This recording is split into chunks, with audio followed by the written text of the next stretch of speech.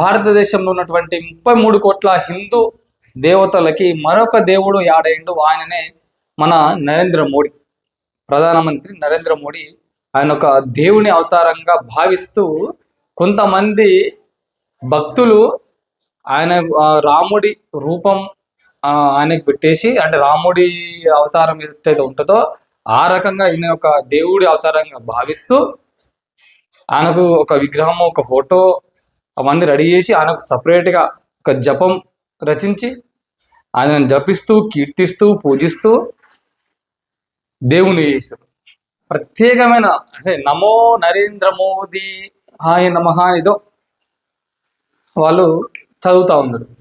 అయితే ఒక రిపోర్టర్ అడుగుతా ఉన్నాడు అక్కడ ఉన్నటువంటి ఆ భక్తుడిని, ఎవడు మన నరేంద్ర మోడీ భక్తుల్ని అడుగుతున్నాడు అక్కడ ఉన్నటువంటి రిపోర్టర్ ఒక ఆయనే, దేవుడు ఎక్కువనా రాముడు ఎక్కువనా లేకపోతే నరేంద్ర మోడీ ఎక్కువని అడిగితే ఆయన ఏమంటున్నాడు ఆ భక్తుడు, నా శ్రీరాముడే ఇప్పుడు మోదీగా అవతారం ఎత్తిండని చెప్తా ఉన్నాడు.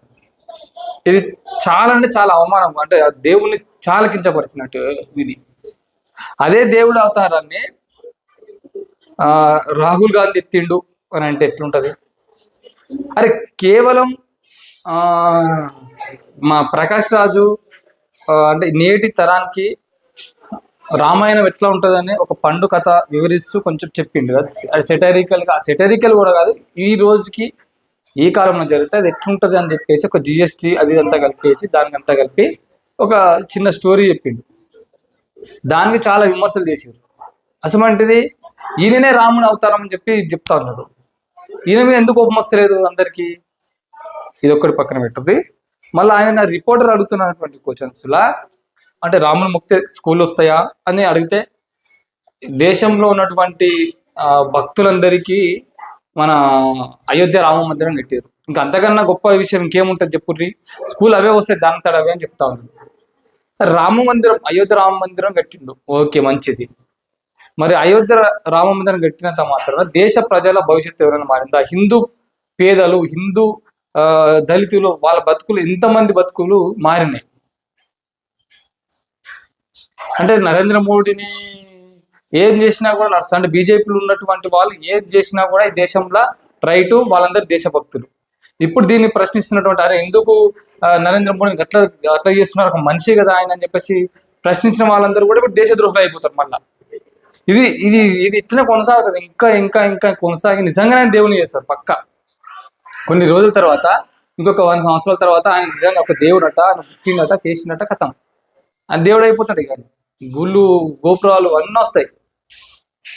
ఇదే ఇప్పుడు ఎవరైతే నరేంద్ర మోడీని తయారు చేసారో దేవునిలాగా అట్లనే అదే తయారీ విధానం ఒక ఇప్పుడు రాహుల్ గాంధీనో ప్రకాష్ రాజునో లేకపోతే బీజేపీని వ్యతిరేకించేటువంటి ఎవరినైనా రెడీ చేసి ఉంటే ఇప్పుడు ఈ బీజేపీలో ఉన్నటువంటి వాళ్ళు ఇట్లనే ఊకుంటోళ్ళ వాళ్ళు చేస్తే రైట్, వేరే వాళ్ళు చేస్తే తప్ప.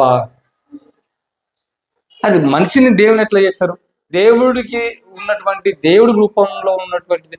అంత ముందుకు మనం ఒక స్టూడియోలో చూసినాం, అరే తలకాయ తీసి రాముని తలకాయ తీసేసి వేరే తలకాయ తీసి అదే పదానికి ఒక ఆయన పుట్టిండు కదా, దాడి చేసింది కదా, మరి ఇక్కడ రూపమే మార్చేసారు.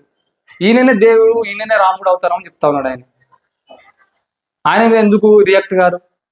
అయోధ్య రామ మందిరం కడితే సరిపోతుందట, అది చాలట. గుడు ఇంకా బళ్ళు, చదువు, ఉద్యోగాలు ఇవే వద్దట. నరేంద్ర మోడీ అన్ని చేసిండు కదా, ఆయన దేవుడు, ఆయన పేరు జపిస్తే చాలట, అన్ని సమకూర్తాయట. 3 సార్లు ఆయన పేరును జపిస్తే అద్భుతం జరుగుతుందట. ఎంత అంధభక్తులు చూసిరా, ఎంత మూఢభక్తం ఇది. బయట దేశాలు నవ్వుకుంటా ఉంటాయి ఇలాంటి అన్ని చూసి, అరే ఏ మనుషులు ఉన్నారా నాయన అని. ఆయన మనిషిని దేవుడు చేయడం. అదే ఇప్పుడు బీజేపీలో ఉన్నటువంటి వాళ్ళు వేరే ఇప్పుడు కాంగ్రెస్ ఉన్న ఏదో ఒక వ్యక్తిని అలా అవతారంగా చేసి ఉంటే ఎంత ఫీల్ అవుతుండే వాళ్ళు. ఎన్ని రాస్తారోకోలు చేసేటోళ్ళు, ఎన్ని రోడ్ల మీదకి వచ్చి రుల్లు పెట్టేటోళ్ళు. ఇప్పుడు బీజేపీలో ఉన్న వాళ్ళు చేసారు కాబట్టి అది రైట్ అన్నట్టు. విమర్శించిన వాళ్ళే ఇప్పుడు అట్లా చేస్తారని విమర్శించిన వాళ్ళే ఇప్పుడు మళ్ళీ దేశద్రోహం. అరే ప్రశ్నించొద్దా? ఆయన ఎట్లా దేవుడు అవుతారు రాబోయ్ అని అడుగుద్దా? చాలా అంటే చాలా మూఢత్వం, దరిద్రం అనిపిస్తా ఉంది.